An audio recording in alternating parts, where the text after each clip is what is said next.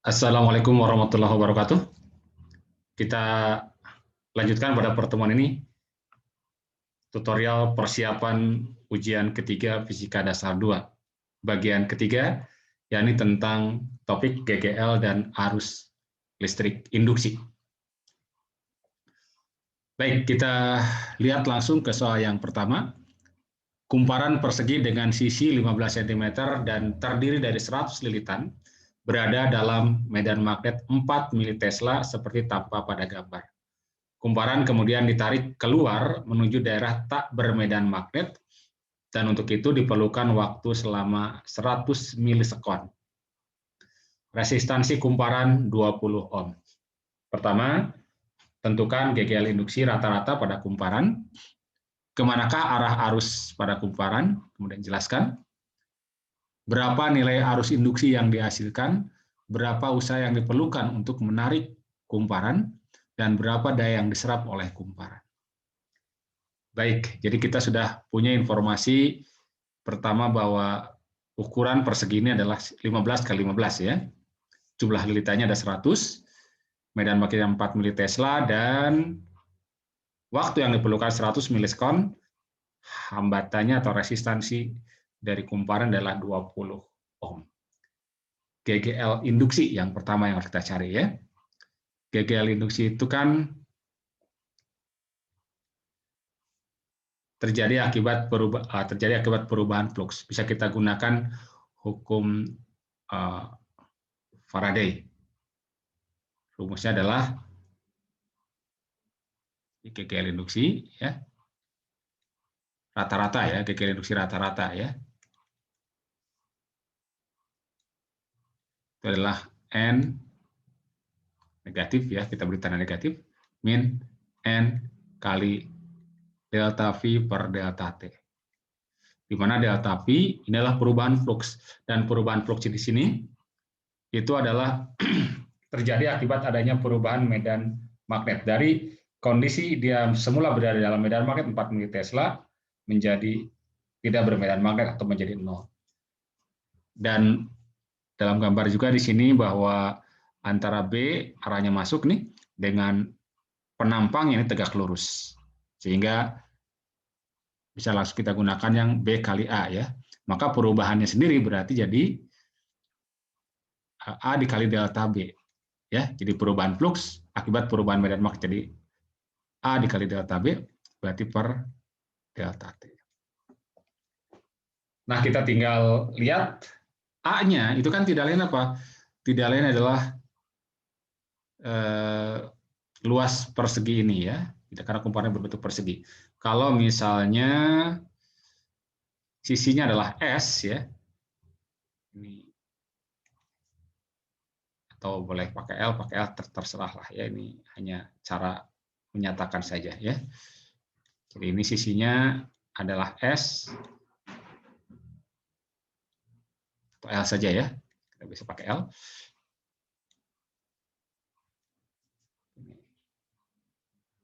L, kemudian ini juga L ya ke sini ya, karena persegi ya. Ini juga L, maka berarti luas ini sama saja dengan L kali L ya, berarti L kuadrat. Jadi boleh kita tulis berarti minus N dikali L kuadrat delta B per delta T. Tinggal kita masukkan saja di sini. N-nya jumlah lilitan ada 100 ya, berarti 100 dikalikan dengan L-nya. Nah, ini dalam satuan meter ya, berarti 0,15 ya. Kita jadikan, atau boleh kita tuliskan 15 kali 10 pangkat minus 2 meter, ini kuadratkan. Nah, delta B, perubahan. Yang namanya perubahan itu kan berarti akhir kurangi awal. Jadi kalau ini B 0, ini katakan akhir. B 4 mili Tesla, ini B akhirnya adalah 0 ya. Berarti 0 dikurangi dengan 4 mili. Nah, jadi mili Tesla juga kita ubah ke dalam Tesla ya. Jadi 4 kali 10 pangkat min 3. Dibagi dengan delta T selang waktu, yakni 100 milisekon. Berarti 100 mili. Mili itu 10 pangkat minus 3. Tidak lain 0,1 sekon ya. Baik, kita lihat di sini berarti Ini kan 10 pangkat min 3-nya kita coret, 100-nya juga kita coret, gitu kan ya. Berarti yang tersisa adalah 15 pangkat 2, 225 dikalikan dengan 4. Ya. 900 ya. Oke. 900 kalikan dengan 10 pangkat min 4. Berarti tersisa 9 kali 10 pangkat minus 4. 0,09 atau 9 kali 10 pangkat minus 2 volt. Ya. Atau boleh kita tulis 90 milivolt. Ya. 90 milivolt. Ya. Dalam volt sini boleh juga ya. Kalau mau dibuat begini juga nggak masalah ya. Baik, kemudian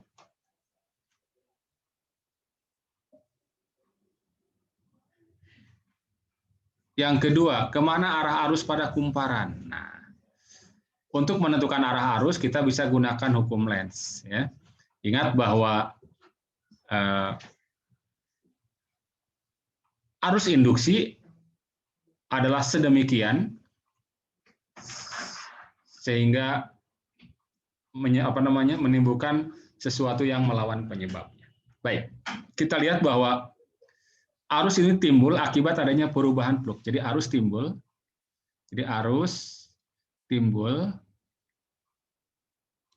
akibat perubahan flux. Dan perubahan flux ini sendiri terjadi akibat apa?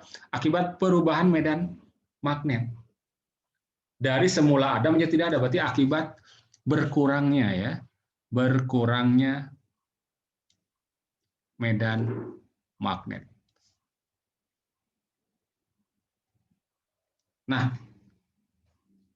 ini akibat berkurangnya ya, akibat berkurangnya medan magnet.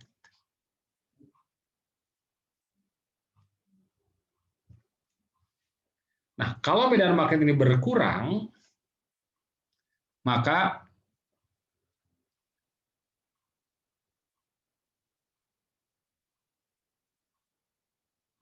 arus ini ya akan menghasilkan arus induksi, akan menghasilkan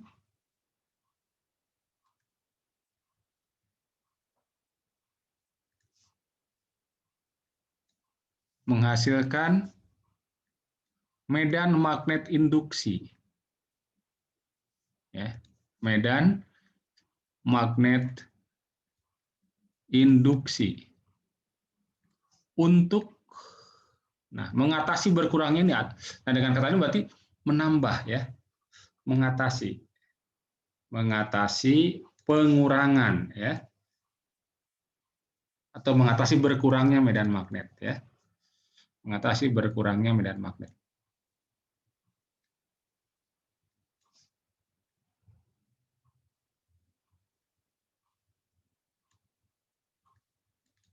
Ini medan magnet saya. Jadi awalnya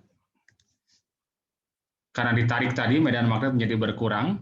Nah, maka si arus induksi akan menghasilkan medan magnet induksi untuk mengatasi berkurangnya. Jadi apa? Berarti supaya tidak berkurang harus bernambah. Jadi arus induksi ya. Dengan kata lain gitu ya. Dengan kata lain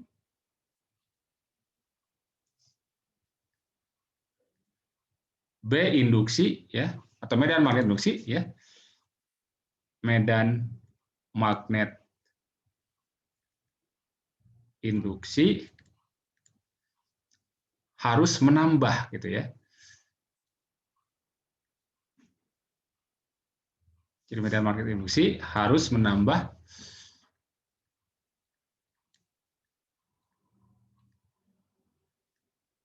ya, di sini ya, harus menambah medan magnet ya. Medan magnet asal ya.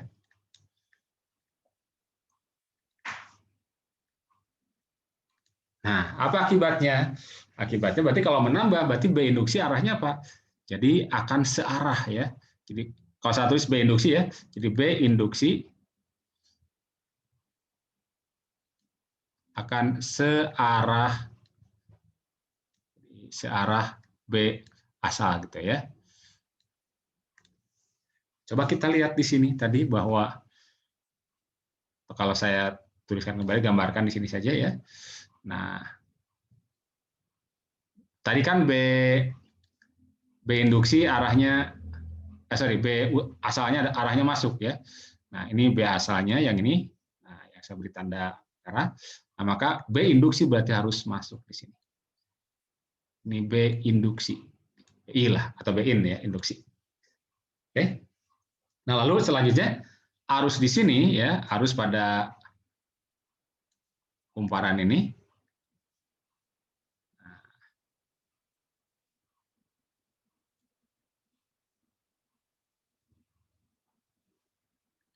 Kita bisa gunakan kaidah tangan kanan ya. Jadi dengan menggunakan kaidah tangan kanan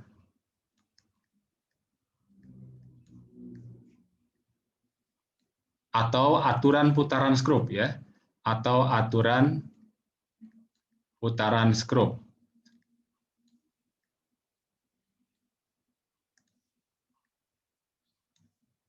Diperoleh. Nah, seperti apa nih ya? Arah arus induksi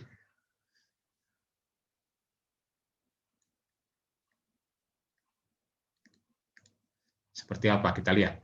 Coba.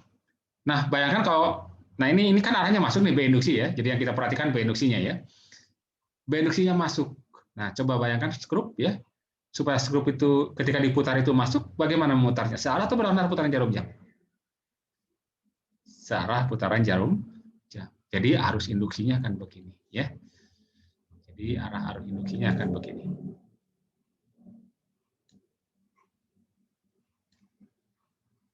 Di dalam kumparan ya. Oke, jadi ini adalah arah arus induksi.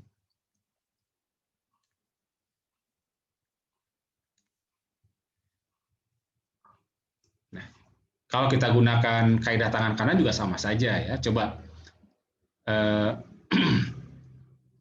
sekarang jempolnya, misalkan jempolnya menunjukkan arah apa? Arah B ya.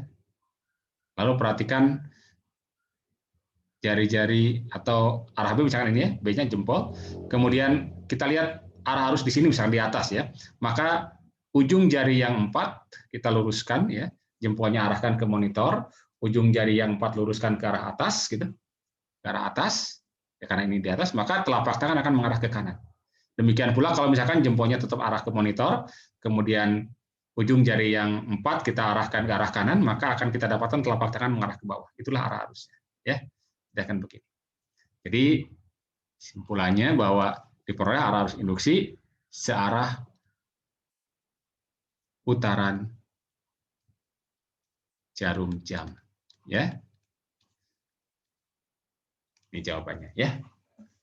Ingat, menggunakan hukum lain ya, bahwa arus induksi selalu menimbulkan sesuatu yang melawan penyebabnya. Penyebabnya gara-gara B asalnya ini itu berkurang, maka di sini akan muncul arus untuk menambah. Kalau menambah berarti arahnya harus masuk.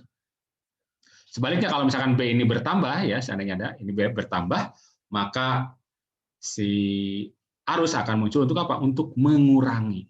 Jadi kalau B ini bertambah, maka si B induksi harus mengurangi, berarti arahnya harus berlawanan, artinya harus keluar. Dan kalau keluar, maka arusnya akan berputar searah berlawanan arah putaran jarum jam. Oke, itu jawaban yang bagian B. Lalu yang C tadi adalah berapa nilainya, besar arusnya. Nah, untuk menentukan besar arusnya, kita sudah tahu tadi GGL-nya ya, dan resistansinya. Kita tinggal gunakan hubungan bahwa arus adalah tegangan dibagi dengan resistansi. Ya. Tegangannya tadi 90 atau 9 kali 10 pangkat 2 volt ya, min 2 maaf, dibagi dengan resistansinya adalah 20. Berarti kita akan dapatkan arusnya berarti 99 dibagi dengan 20. 90 dibagi 20 4,5 ya. Berarti 4,5 kali 10 pangkat minus 3 ya. Minus 3 ampere atau 4,5 miliampere, boleh kita tulis begini ya. Kemudian yang D yang dicari adalah usaha tadi ya. Usaha untuk memindahkan. Nah, kalau kita lihat lagi gambarnya tadi bahwa usaha untuk memindahkan ini ya. Usaha itu kan sama dengan gaya dikalikan dengan perpindahan. Nah, dalam hal ini, dari keadaan dia semula berada di tepi di sini nih, dari B menjadi B ke 0, itu kan untuk seluruhnya perlu waktu, tadi kan 106 milisekund, artinya ketika seluruhnya keluar, maka si F ini harus menyebabkan perpindahan sejauh L ini. Ya, si kumparan harus berpindah sejauh L. Sedangkan usaha kita ingat sebenarnya apa? F dikalikan dengan perpindahan. F dikali S atau F dikali L. Ya, dalam hal ini. Berarti kita harus tahu dulu apa? Harus tahu berapa besar gaya F ini, ya. Nah, gaya F yang diperlukan untuk menarik ini, ya, itu akan sama saja dengan, nah, karena kan di sini ketika di sini muncul arus nih, ketika di sini muncul arus, ya, maka pada kawat di sini akan muncul gaya lorong, ya, atau gaya magnet, ya. Ingat kenapa? Arus yang muncul atau arus atau kawat berarus listrik di dalam medan magnet akan timbul gaya lorong. Nah, kemana arah gaya lorongnya? Gaya lorongnya adalah, coba gunakan kaidah tangan kanan, ya. Dengan jempol menunjukkan arah arus, jari-jari yang 4 kita luruskan menunjukkan arah B, medan magnet, dan arah telapak tangan adalah arah gaya, ya. Jadi coba arahkan jari-jari yang 4 menuju ke arah monitor. Kemudian tadi arusnya kan saya gambarkan ulang di sinilah ya. Saya gambarkan ulang. Nah, arusnya ini ke atas ini. Nah, di sini ya, yang ini saya ambil yang ini. Jadi B-nya masuk, arahnya ke atas, maka gaya lorong arahnya ke mana? Gaya lorong arahnya ke kiri kan ya. Ada gaya lorong di sini sebenarnya ke sini. Ya. Gaya lorong. Nah, berarti gaya untuk menarik ke arah kanan yang kita perlukan adalah gaya untuk melawan atau mengatasi gaya lorong. Ya. Jadi F-nya berarti akan sama saja dengan besar gaya lorong atau gaya magnet. Ya. Nah, dalam hal ini,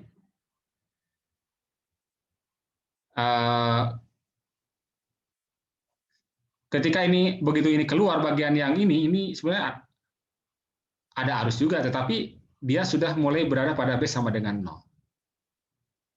Sementara yang ini arah gaya lorongnya di sini berarti arahnya ke atas, coba gunakan. Ini arahnya ke bawah. Yang ini akan saling menindakkan.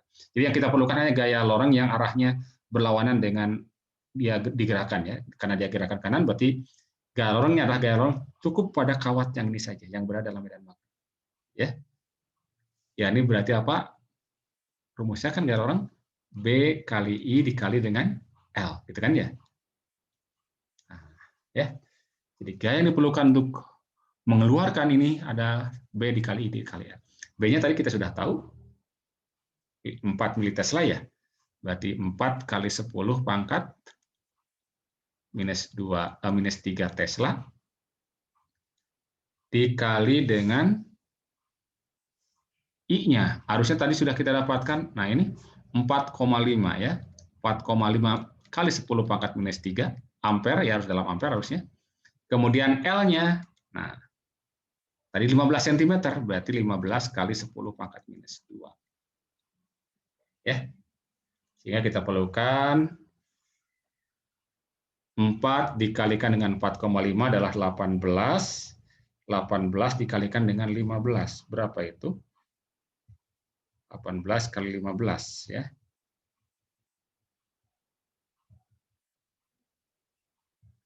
Coba dikotret ya.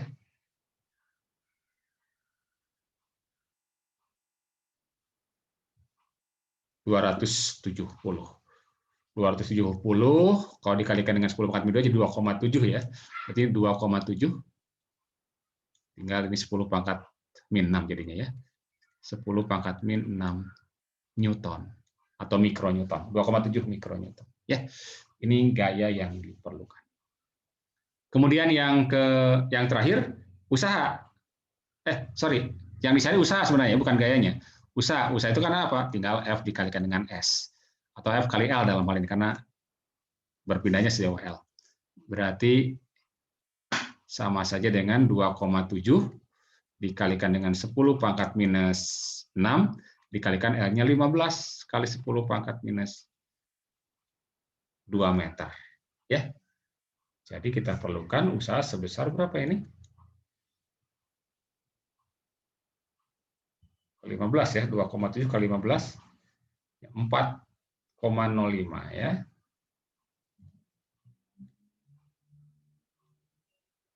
Kali 10 pangkat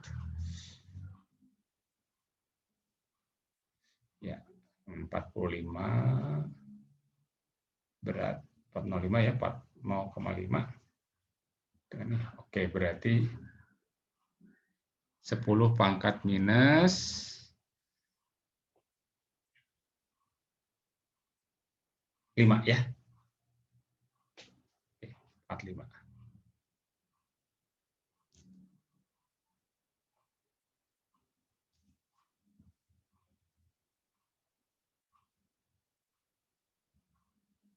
Bentar. Apa?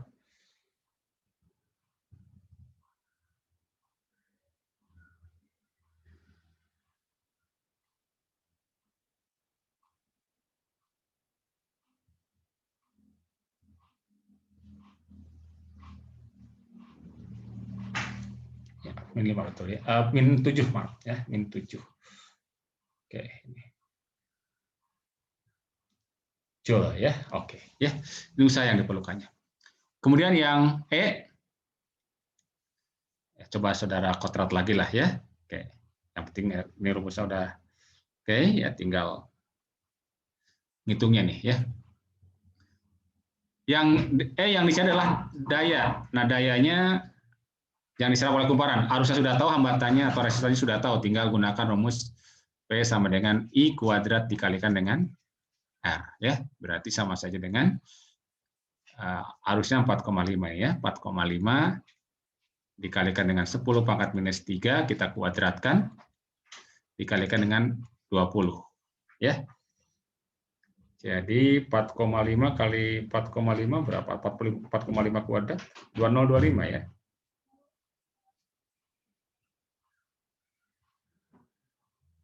Ya 20,25 dikalikan dengan 20. Ya. Oke, kita akan dapatkan ini sama dengan 4,05 ya. Kali 10 pangkat minus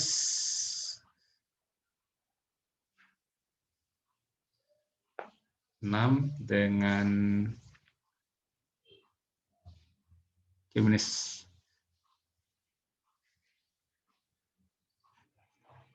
ini 4,5 dikali pangkatkan 2 itu adalah 405 ya.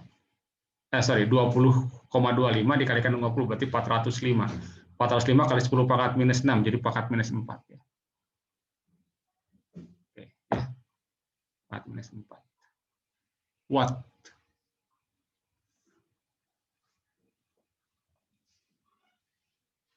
Oke ya.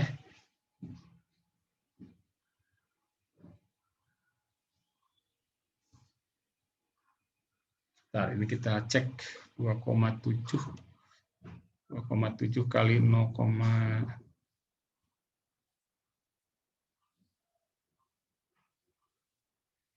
ya. Oke. Oke, ini pangkat min 7 ya. Oke, ini daya yang diserapnya I kuadrat 6 kali 20.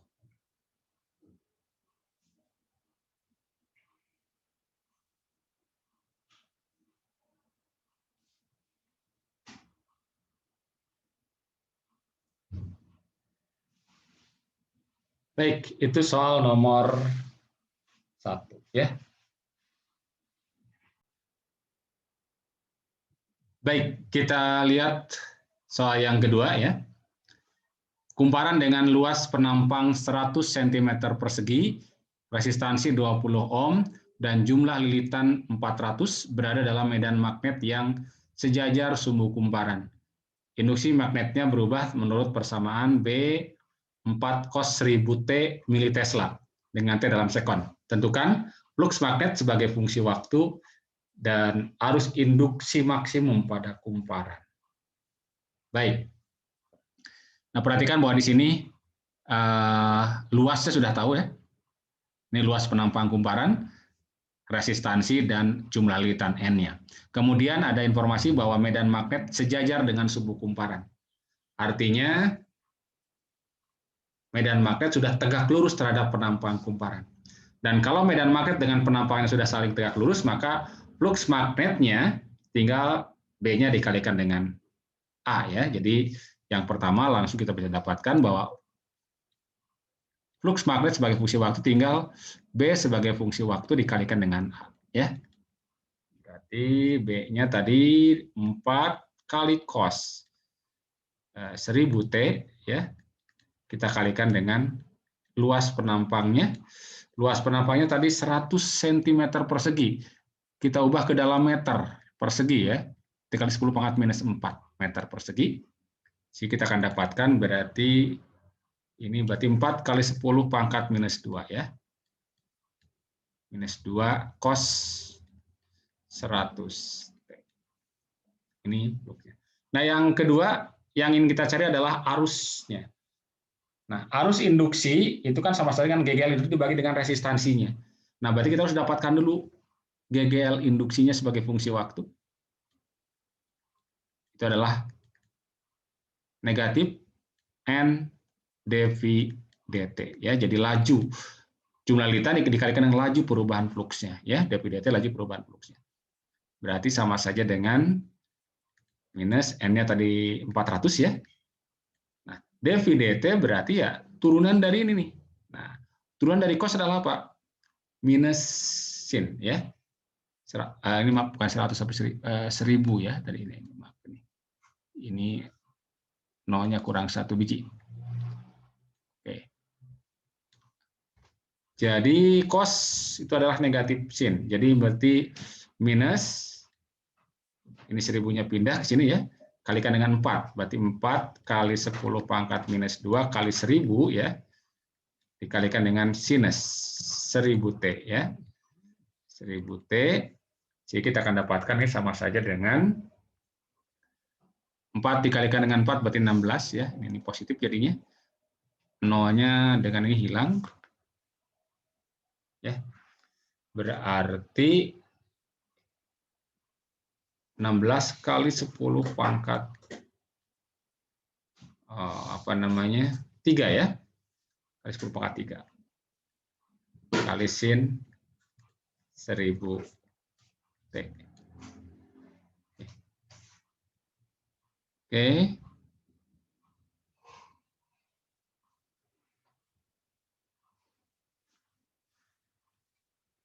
Baik. Jadi kita dapatkan I ya sebagai fungsi waktu dulu ya. Berarti GGL sebagai fungsi waktu dibagi dengan R. Berarti 16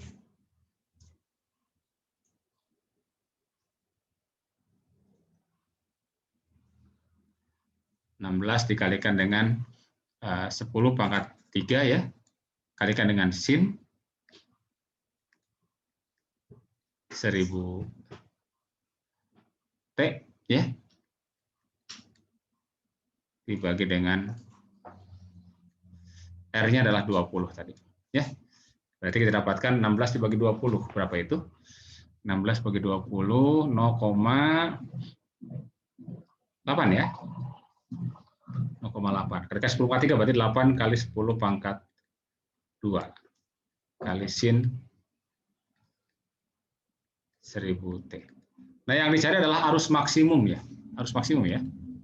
Oke, arus induksi maksimum berarti I maksimum tentu saja ketika apa? Ketika harga sinnya sama dengan 1 ya. Berarti 8 kali 10 pangkat 2 atau 800 lah ya, 800 ampere. Oke.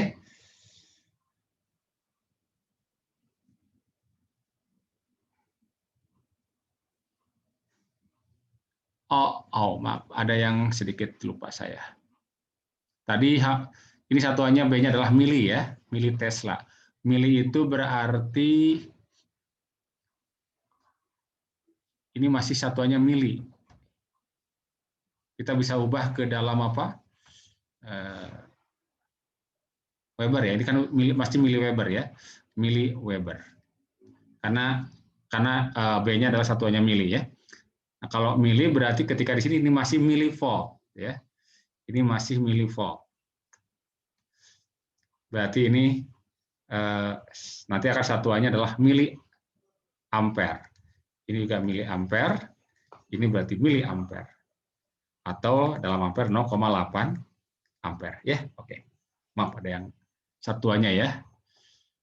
Oke. Satuannya adalah mili ampere. Oke, itu soal yang kedua ya. Kita lanjutkan ke soal yang ketiga ya. Sebuah loop persegi panjang berada pada jarak A dari kawat lurus sangat panjang berarus listrik seperti pada gambar ini ya. Seperti pada gambar. Seperti gambar. Oke, tentukan flux magnet pada loop. Ini loopnya nih ya. Kemudian jika arus pada kawat lurus berubah terhadap waktu menurut persamaan IT sama dengan IM sin omega T dengan T waktu ya. I arus, omega disebut sebagai frekuensi sudut.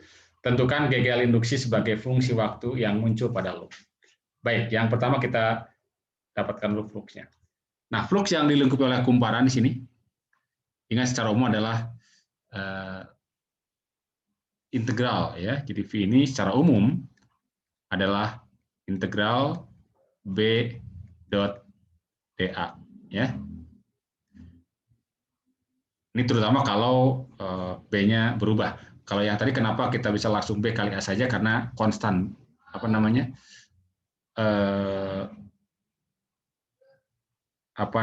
B-nya ya, B-nya terhadap A ya, bukan terhadap waktu ya, tapi terhadap A.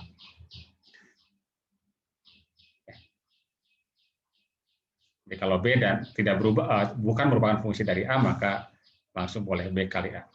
Dan B dengan A tegak lurus dalam hal ini ya, dengan permukaannya. Nah di sini kalau kita perhatikan ya, di sekitar atau di loop berada itu ada medan magnet yang dihasilkan oleh kawat berarus ini ya. Dan dengan menggunakan kaidah tangan kanan ya, dengan jempol mengarah ke atas, kemudian jari-jari yang 4 kita luruskan ke arah kanan, maka telapak tangan akan masuk. Jadi di sini akan ada B yang dihasilkan oleh kawat berarus dengan arah masuk. Nah, namun ingat bahwa B itu bergantung pada jarak dari ini, sehingga B di setiap titik ini berbeda-beda. Ya. Akibatnya apa? Akibatnya, nah fluxnya ya yang dihasilkan harus kita hitung dengan menggunakan rumusan ini. Ya. Oke. Nah, untuk melihat bagaimana hubungannya dengan A, kita bisa coba ambil satu elemen luas lah di sini ya. Satu elemen luas. Nah, pada jarak X misalnya dari apa namanya? Dari arus kita ambil pada jarak X ini.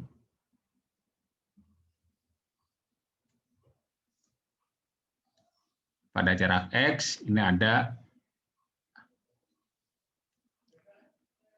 katakan perubahan X ya. Dan kita akan dapatkan ada elemen luas di sini. Ini apa? Berarti B dikalikan dengan delta X ya. Nah, kemudian B dengan permukaannya sudah saling tegak lurus, jadi ini integral B dot dA-nya bisa kita langsung ganti dengan integral B dA ya, karena apa namanya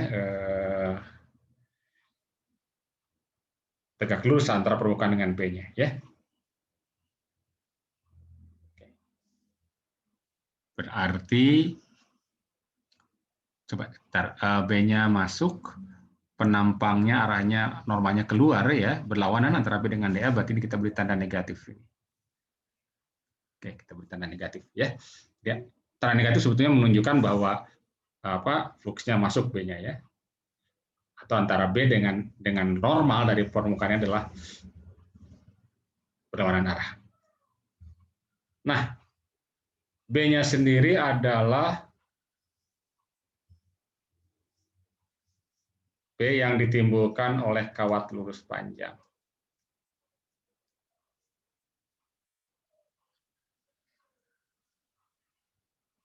Ini rumusnya kan mu0 kali I dibagi dengan 2Vx ya. Jadi berarti mu0 kali I dibagi dengan 2Vx. Ya. Kemudian dA-nya, ini tadi kita bisa lihat, dA-nya berarti kan luas ini nih, luas elemen luas ini.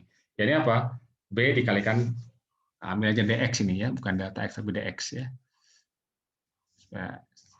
Dx, delta-nya kita ganti dengan dx, elemen yang sangat kecil, berarti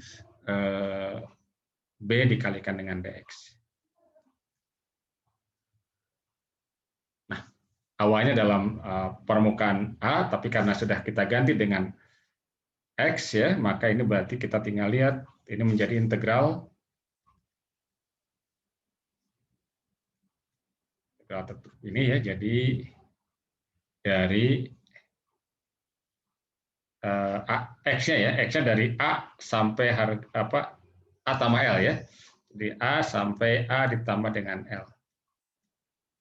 Kemudian ini mu0 I per 2Vx kali B dx. Nah, karena B mu0 dan 2V-nya mu0 I B dan 2V-nya bukan fungsi dari X, maka kita boleh keluarkan dari integral ini. Jadi berarti V sama dengan minus mu0 kali I kali B dibagi dengan 2V integral dari A sampai A tambah L dx per X.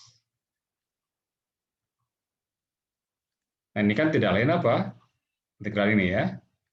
mu0 kali I kali B dibagi dengan 2V. Integral ini kan ln ya. Ln X. Dengan batas dari A sampai A ditambah dengan L. Berarti minus mu0 kali I kali B dibagi dengan 2V ya. Kali berarti ln, nah ini kan ln A tambah L dikurangi ln A gitu kan ya. Nah, boleh kita tulis untuk ln itu kan menjadi apa? Menjadi sama dengan A ditambah dengan L dibagi dengan A ya. Ini sudah pasti positif, jadi mutlaknya boleh kita ganti kalau sudah pasti positif. Nah, nggak usah mutlak lagi lah ya. Tanda amin hanya menunjukkan dia arahnya masuk ya. Baik, kemudian if yang A fluxnya. Kemudian yang B yang dicari adalah apa? Kalau arusnya sebagai fungsi waktu, berapa GGL-nya? Nah, tentu saja kalau arus merupakan fungsi waktu, maka kita akan dapatkan bahwa V-nya akan merupakan fungsi dari waktu juga, gitu kan ya? Menjadi mu0 kali I sebagai fungsi waktu, kali B dibagi dengan 2V dikalikan dengan ln, gitu kan ya? A ditambah B dibagi dengan A. Ya. Dan I-nya tadi dinyatakan oleh apa? I-nya dinyatakan oleh IM sin. Ya. IM sin omega T. Jadi ini saya pindahkan ke sebelah kanan. Jadi boleh kita tulis mu0 kali B dibagi dengan 2V dikalikan dengan ln A tambah B tambah L ya. Oke. A tambah L per A gitu kan ya. Dikalikan dengan IT. IT-nya tidak ada adalah apa? Ini kita kurung. Kalikan dengan I maksimum dikalikan dengan sin omega T. Maka kita akan dapatkan bahwa GGL sebagai fungsi waktu adalah minus N dV dt. Maaf tadi ini minus, ini berarti minus. N-nya adalah, nah karena di sini kawatnya hanya sebuah loop saja, berarti 1 lilit aja, berarti minus 1 dikalikan dengan ini, ya. Turunan dari sin adalah apa? Min cos, ya, min cos. Berarti omeganya pindah ke depan. Min kali min positif ini tetap tetap negatif, ya. Jadi berarti mu 0 kali B, nah omeganya pindah ke depan, IM-nya pindahkan aja ke depan, ya. Jadi mu 0 kali B kali I maksimum kali omega dibagi dengan 2V dikalikan dengan ln, ya. Ln A ditambah L dibagi dengan A dikalikan dengan sinus omega T, ya. Oke, kalikan sinus omega T. Baik. Jadi ini terkait dengan flux di mana B-nya, ya, B-nya berubah terhadap luas penampangnya, ya. Berbeda setiap titik. Sementara cukup sampai di sini dulu, ya. Semoga bermanfaat. Terima kasih. Assalamualaikum warahmatullahi wabarakatuh.